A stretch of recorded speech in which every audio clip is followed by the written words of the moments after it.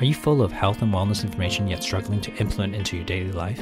Or do you have your health sorted out but struggling to integrate it with your other areas of your life? We've surveyed a number of Wellness Couch fans and recognize that this is the biggest challenge that most of you face in daily life. How do you turn your knowledge into action in a lifestyle? Enter the Wellness Breakthrough. For 3 days and 2 nights in February, 8 of your Wellness Couch favorites are gathering in Melbourne for one incredible event, and we just have 3 spots left. Entry to the Wellness Breakthrough is by application only. To apply, simply go to thewellnessbreakthrough.com. And apologies in advance if you apply and we're all sold out. TheWellnessCouch.com, streaming wellness into your lives. Welcome to Nourishing the Mother, featuring your hosts Bridget Wood and Julie Tenner. Hello and welcome to Nourishing the Mother. I'm Julie Tenner. And I'm Bridget Wood.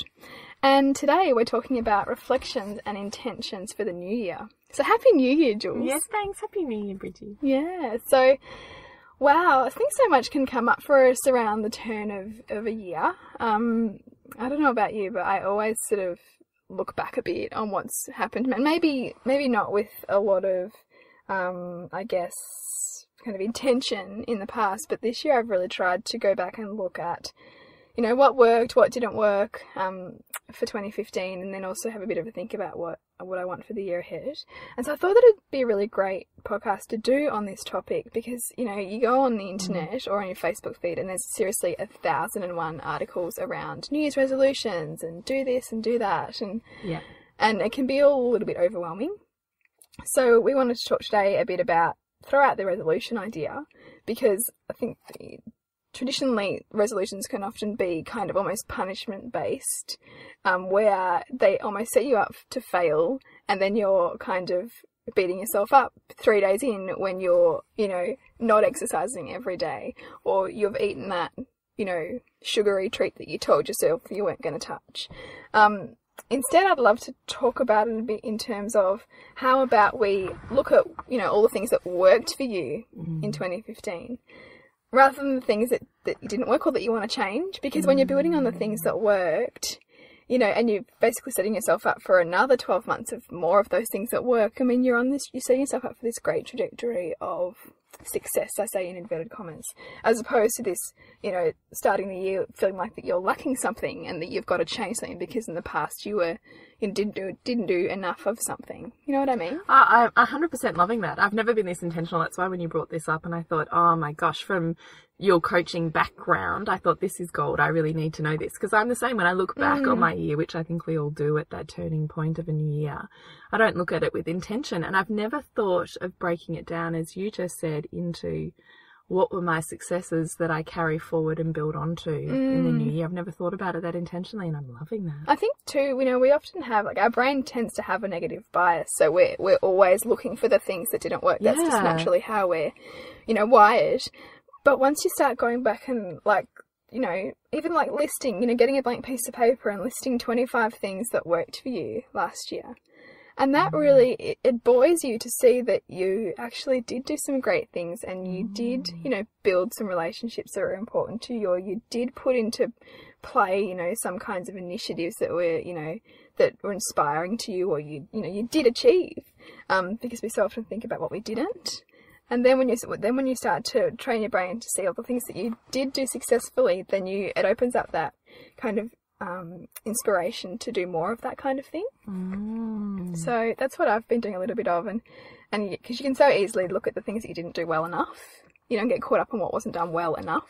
I think that's what I've always done. Now that you're really pulling it apart, I think that's what I've always done. And you're right, a New Year's resolution has always been based on what I haven't done in the previous year that I think I should be doing. Yeah, and which is crazy. Yeah, and sometimes, you know, if you go, and especially if you're going to go and read, like, you know, all those articles that talk about resolutions and setting them, you can often start to inject the values of whoever's written it into you and think, oh yeah, that's what I should do, even though for the 365 days leading up to that, your life has not demonstrated that thing that's on this person's list is at all important to you. You know, it's absolutely crazy to try and think that you're now going to magically change your behaviour from the 1st of January and go and do this new thing. Like, it's, you know, it's kind of futile, I reckon, unless you've got a big drive to do it.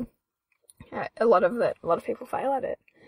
So instead, focus on what worked and build on what worked. I like your idea of a list of 25 things that really worked well for you, or that you got a huge amount of, I don't know, would you say gratitude or inspiration from? Yeah, and I think things that you found yourself in flow. And perhaps, so talk about that. What does that mean, being in flow? Oh, being in flow is almost when you kind of lose track of time. You find that things just work. So perhaps you are working on something, or that you're, expanding an area of your life, and you're finding that all the right people and all the right information just seems to be coming in at just the right time for you to integrate what you're seeking or what you're learning, and it just almost has an effortlessness to it, because that's also a reflection of what's working. If the people are around you, or you're making all the right connections for your next step on that learning or discovery, that's a form of flow. That's a form of reflecting that, yes, this is a path for you. This is something that's important to you, because everything's kind of just working. How sometimes you just, how did that even happen? How did I even meet that person to talk about, who had that information that I needed to help me, understand that relationship better, or make that business deal, or, whatever it is. That's kind of what I would term as something working well, and also, finding the flow of something. And the second thing I do, so after I've done that reflection, and that's a really good space to then project ahead. So, what things do you want to work on, or what things do you want to achieve in the new year? So, perhaps setting some goals that are quantifiable. So, I actually set measures on them. So you want to achieve a certain, if it's in business, you want to achieve a certain people who are subscribing to your website, or also get specific. Get really specific, and also talk about those in present tense, so as if you have those things. So it's like an affirmation. Like an affirmation, yeah, because it's training your brain to start to think about, come from a place of abundance, so already see that you have that. Because the thing is, everything's always already in potential. Everything in the world is already in potential. It's just, and you have an incredible capacity to bring to fruition whatever it is that you desire. But it's about activating that, and setting that goal, and then, okay, from that goal, what are the action steps that you then need to figure out, working backwards to achieve it. It's not simply just write something in present tense and the law of attraction will bring it to you. It needs to be broken down into, okay, well, if I want to, like for me, I want to replace, it's pretty audacious, but I'd love to replace my employment income with my business's income by June. So I can't just write that and that's going to happen. Sure, I'll get opportunities, and it's funny, I already work out, as soon as I crystallized that, I was seeing more and more opportunities to do that. But I still need to work backwards, because for that to be sustainable, there has to be some kind of action plan to achieve it, But even just having some of those, big goals there, the more that you think about them, the less unachievable they're going to feel, because the more they're in your present reality. So that's sort of one thing that I've done. That's a bit more detailed. But then the other one that kind of governs everything was this idea of choosing a word for the year. So a word for the year is kind of like what you want to achieve for the year, but also how you want to govern yourself, or how you want to kind of help govern your decision making. So for me, 2015 was gratitude. I really wanted to cultivate that sense of gratitude for everything. So even in the challenges or the obstacles, what wisdom was there for me in that? How could I see that as on my way, to where I wanted to go, as opposed to it being in my way, and how could I turn it around from a negative into a somewhat of a positive, and then be grateful for it happening. So that was something that I was really working on last year, and I think that's a constant practice. I don't think that ever goes away. But this year, I've chosen two words, and they're clarity and action.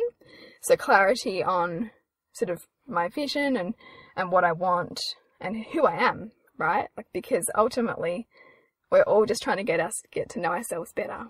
We're all just trying to peel back the layers of conditioning and subordination that we've built up over our lives to get to our truth. And so clarity is the word that I've chosen to help me do that.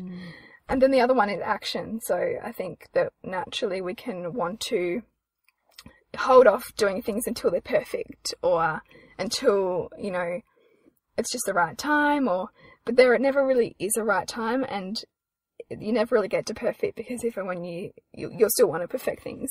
So the other word I've chosen is action, for that reason, to just remind myself wherever I'm at to do something towards action, to put that in practice.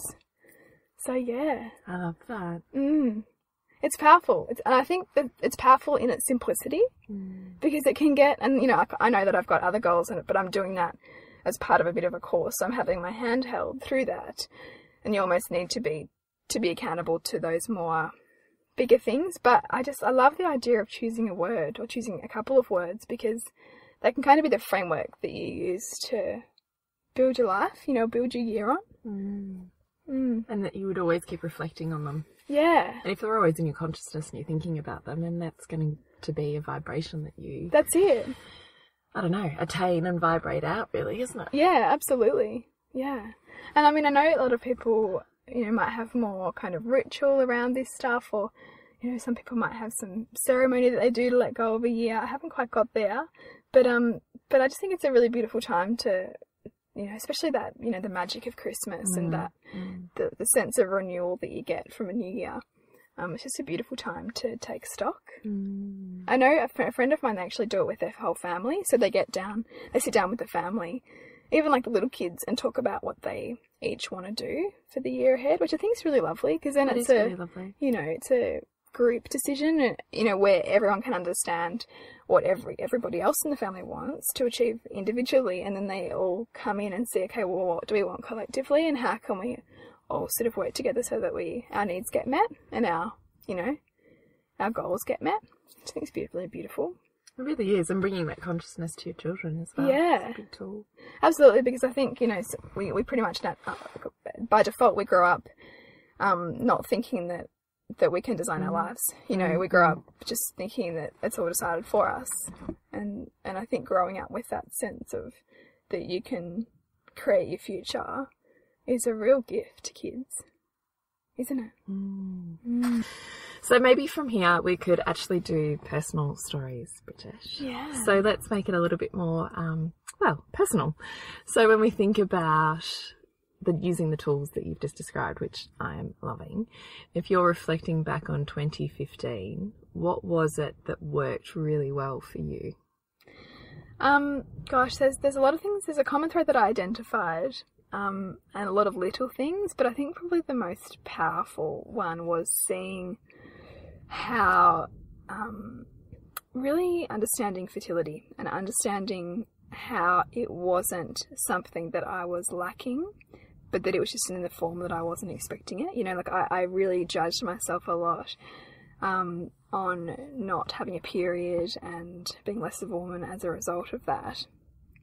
But when I really started to look at where that energy was going, it was absolutely exploding in business inspiration and life inspiration. And once I was able to see where that was and do all this work with the podcast, you know, do this work around nurturing the divine feminine and talking about sensuality and all these things that, you know, I probably had some blocks around. There's no doubt about it. You know, the beautiful, fortuitous synchronicity of being on stage at the Wellness Summit last August and amazingly getting my period that day. That was profound, you know, because for me... And the first period in how long? The first period in... How long was it? Well, Hugo was 2.5, so like 3 years.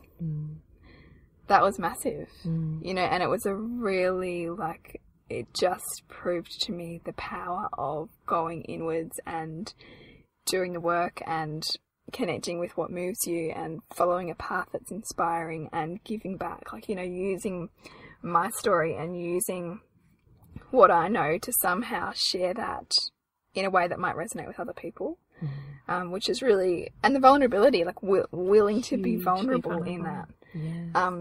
You were getting up on stage to talk about the Divine Feminist. I was. You know, it was just So amazing. So amazing. And I think once that happened and I could see my own capacity to create that, you know, to make that happen and to direct, you know, my fertility, I keep coming back to that word, but direct that in the form that I wanted it. It just really showed to me the power that we all have when we really focus on what we want, what we want, and but not in a sense that we're lacking something. You know, it wasn't that I was yearning for that. Like, once I'd already seen that I had it, but just not in that way, I instead then focused on doing the work to bring it, but not in a way that was at all like grieving it, if you know what I mean. It was really just, this is where I'm at, this is what I want to do to awaken that part of myself more, and then that just came. So I think that was really probably a big moment for me. So then when you're thinking about New Year and building on the stuff that works, what do you think about when you're reflecting on what was so good in 2015? I think it's trusting the divine timing of things and the connections that you make when you're being conscious. You know, I had some amazing experiences last year in terms of growing my business and with the Suburban Sandcastles events and just the different amazing connections that I was able to make, you know, and going from, you know, being at the beginning of the year and feeling like I was a nobody and who was I to kind of have these businesses alongside, feeling like I almost owed them something for being on board something that I'd created, to seeing myself as much more of an equal, you know, who had something to offer. You know, that was an enormous growth trajectory to have in 12 months, because that involved, like, me proving to myself that I wasn't all those things that I'd told myself growing up, you know, that in fact I was enough, you know. And that was enormous, because I think that so much of my conditioning was, you know, to shrink and to, if I just don't say anything, then maybe nobody will notice that I'm not, you know, that I'm here, you know, and that would be my default if I felt anxious or uncomfortable in a situation. Whereas last year was really about stepping past that, you know, into that space of being uncomfortable and being vulnerable, but being open to knowing that, you know, I'm going to be supported and challenged equally with whatever direction this takes. So I'm going to chuck myself way out of my comfort zone, you know, in that process. That feel the fear and do it anyway thing. Yeah, I guess that's what it was. Yeah, and then the more I did that, the more it became normal, and the less I would even have, like, you know, a physiological reaction to something. It just wasn't there anymore, because I'd changed my way of being with something. You changed your neurological wiring, really. Yeah, pretty much did, yeah. Yeah. Through experience. Yeah. Through intention and experience. So it's the intention, isn't it? Yeah. Intentionally meeting an experience. Yeah, that's it. I mean, even the fact that we got up in front of 700 people. Oh, God. You know, that required so much of, you know, like, feeling that fear and just doing it. It's true. You know, if we had have entertained any, you know, particularly in my case, past public speaking fears, you know, I would have been immobilized. I wouldn't have been able to get up. You know, so it was really about consciously choosing, no, we're doing this and we're going to do a great job and be open to however it plays out. And thankfully, I think we did okay. Yeah, so there's some of my big things. And so taking that into the new year, trusting to, you know, live even more wholeheartedly and more vulnerably. I think sometimes that we can shield ourselves from, you know, leaping into things for fear of what if it doesn't work out, or for fear of the repercussions of being vulnerable. But the truth is, everything's always changing, and we're always going to experience loss, whatever, in some form, all the time. And so it's about feeling into that, what those fears are, and developing that willingness to just go there anyway, to choose to live each day in the most wholehearted way that I can. And that's really what I want to do for the year ahead. I love that. Gosh, it is. The more I think about vulnerability, the more you realise what an enormous leap it is. It is. Yeah. It's what we all put a wall up, I think, naturally, to vulnerability. But that's the meeting place for connection, and it's the meeting place for, you know, awakening our greatest healing and awakening our most authentic self. Because when you can be willing to be vulnerable, then you give yourself permission to be your most authentic version of you. Which is when you then move forwards into life purpose, soul Yeah. purpose. So true. What about you? Well, I think I said to you before, when I think about 2015 and what really worked for me, I made the enormous leap of being stay-at-home mum, thinking, what am I doing with my life? To, oh my God, I know what I'm doing with my life. Yeah. I remember that. I think we can go back to that podcast. There was a lot of excitement in that podcast. So for me, starting Nourishing the Mother with you was really the catalyst, which also came off the back of a lot of vulnerability, because you and I had been talking about it for about a year previous to that. Yeah. And we decided just to jump in there and see how it goes. And every week we still have those fears coming. Oh my God, was that too vulnerable? Oh my God, did I just share too much? Oh, you know, it's out there crying on iTunes, you know. Yeah. But it is through going through this podcast with you and talking about and peeling back the layers and the discussions and the mental processing that happens in between those discussions. Yeah. That has had the most enormous healing benefit for me.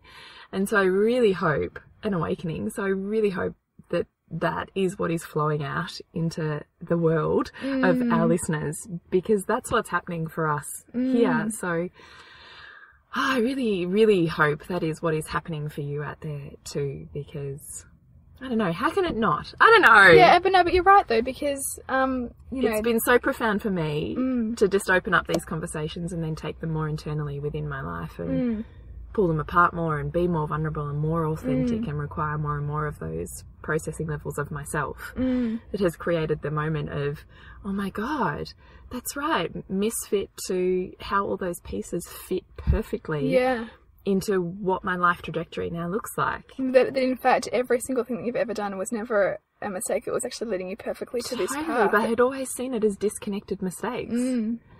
And so that was my biggest moment this year, was when I realised I could do a business that called deeply to my soul and my heart, and that still allowed me to honour my children and my mothering, which was massive, because that for me was a really big conflict. And when I had my third child, there was a whole part of me that mourned the loss of my career identity, because I had a fantastic business then, naturopathic birth, that was just felt so perfect for me and our family.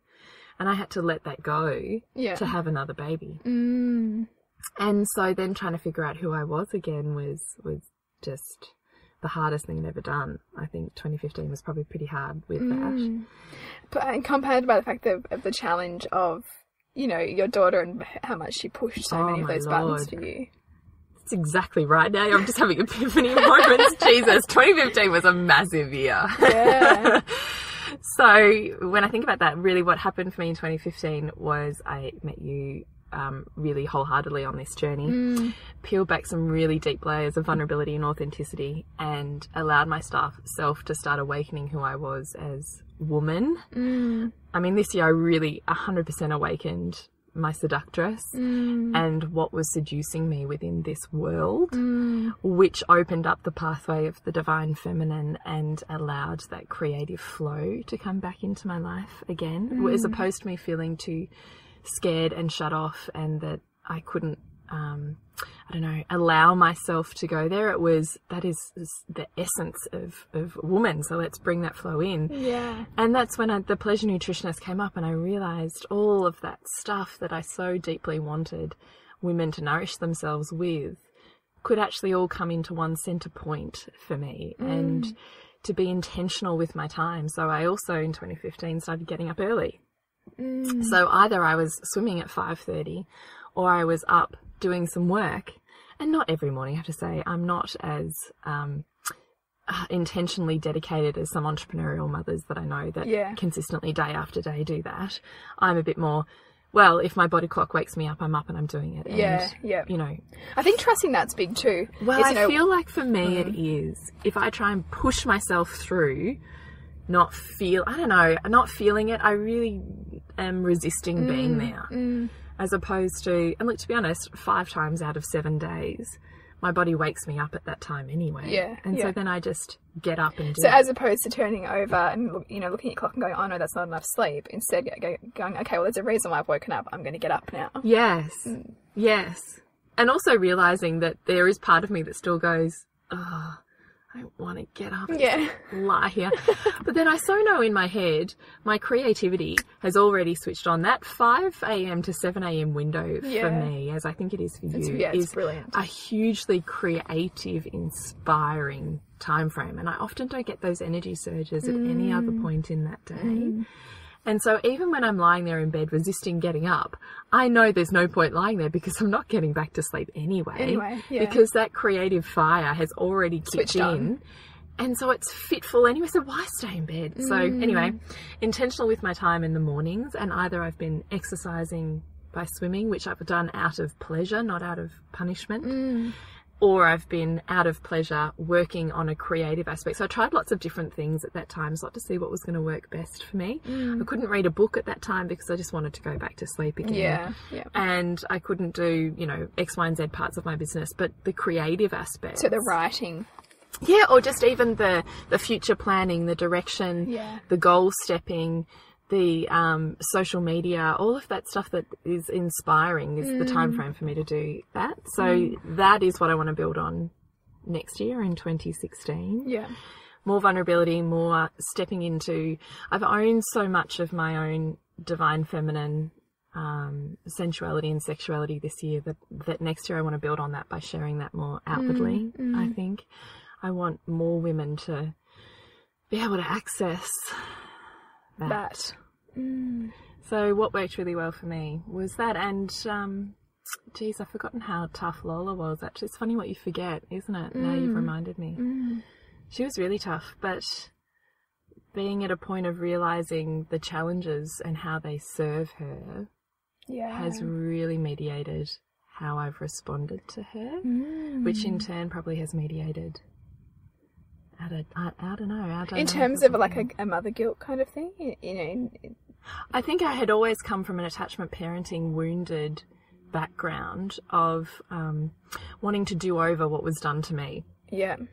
And so my parenting, along the way I'd come across aware parenting, of course, but had vastly come from the point of I'm here to stop my children suffering. And suffering I viewed as anything that could potentially emotionally, psychologically, mentally mess them up. So from the way I had responded to a scenario that had them out of their comfort zones to, I don't know, crying, an array of things. So I was in almost over service of mediating all 3 of my children's That's massive. needs. Yeah, it's really massive actually. And particularly Lola, I probably worked out the other 2 a bit more honestly in 2015, but particularly my 3rd child, who, as you know, with my journey was so precious. And it was the last one. And so I think I was really over-serving. And so then to look at it from the point of view of how did the challenges serve? What are the benefits to me? What are the benefits to her? Those were topics of conversation I'd never come across before until you and I started having them. And it made so much sense to me and fitted so perfectly into and above and beyond aware parenting that it just all slotted into place. And that, I think, really was the catalyst to her really stepping into her own self. Like, she's nowhere near as challenging as she used to be. I mean, she's always going to be a challenging personality, but, I've called that in, haven't I? It's so interesting, but it's so much about, you changing your perspective and that whole parenting journey, particularly when they're young, it pulls so many of our own heartstrings that we often don't see the we don't see consciously where we end and they begin. You know, there's so much of 100%. Kind of reparenting ourselves on that we can actually go in and in trying to soothe them, we're just soothing ourselves. So that's really powerful. That's like massive. when some shitty kid does something to your kid and all of a sudden you're emotionally hugely fired up about it because they've done it to you. It's you. Don't mess with my kid. Yeah, it's you when you're at your child's age, right. reliving that pain. Wow, that's huge. It's been a huge year for both it actually of us. really has now I think about it. So when I think about next year, what do I want? I want fruition. So all of the dreams and like the pleasure nutritionist that I've really just started cementing, I really want to come into fruition. I want to live the fruits of my divine feminine journey from 2015. That's what I want in 2016. And success is what I want. Success, but not success that's necessarily just monetary, but success that says to me, oh, that's right, I've really shifted some big stuff and my life is successful. Yeah. What I'm doing matters. Yeah. Yeah. That's right. And I would like to think that, you know, us hashing this out for, you know, our audience is also helping them to reflect on their own successes and their own trajectory, because you know it's that idea, like, you know, the people that you know, you're the average of the 5 people that you spend the most time with, and you know, in this day and age, who you listen to in the podcast also forms part of that tribe, and also forms part of that. So by being exposed to thinking more deeply about this stuff, it opens up your own capacity to do that and your own intention in doing that, which I think is really great. Oh, 100%. I'm a mad podcaster, as you know. Yeah. And I often think, my gosh, what a golden age we're in to have access to people across this globe who have the most phenomenal niches of information that where I just here in my local community, I would never have exposure to. Yeah, it's powerful, isn't it? Isn't it? So 2016, what do you want to leave our listeners with? I want to offer you your own space to find a little bit of your own clarity. You know, so what's something that would just stretch you that little bit outside your comfort zone, but that you know that if you could achieve would be so enormously inspiring? And sit with that. Because I think, you know, make it your year to take a little leap or a big leap in the direction of something that's really just calling you. Inspiring. Fruitful for success. Yeah. So, yeah, that's probably this week's podcast, but we would love to invite you to join us on our next retreat, which is the 5th and 6th of March. We've split it over 2 days because we really felt that it was a lot of content to get through in one day, and we'd love to offer you the chance to integrate some of the work, and it'll just be really, really beautiful just to work through 2 afternoons. Yes, to gain the information, but then have the time to make it poignant and relevant to your life and your journey, and to sit with and process emotions or blocks that go with that. Yeah. I think that'll offer everyone that little bit more. Yes. By doing that. Yes. So, until next week. Yes, until next week when we continue to peel back the layers on your mothering journey. We hope you enjoyed this Wellness Couch podcast brought to you by Audible. Do you find that you just don't have time to read all the awesome books that you hear mentioned on the Wellness Couch? Well, Audible might just have the answer. Audible is offering the Wellness Couch listeners a free audiobook download with a free 30-day trial to give you the opportunity to check out their service. You can get books like Eat Right for Your Blood Type, Why We Get Fat by Gary Taubes, Paleo Diet for Athletes, or even The Success Principles by Jack Canfield. So to download your free audiobook today, go to audibletrial.com/The Wellness Couch. Again, that's audibletrial.com/The Wellness Couch for your free audiobook.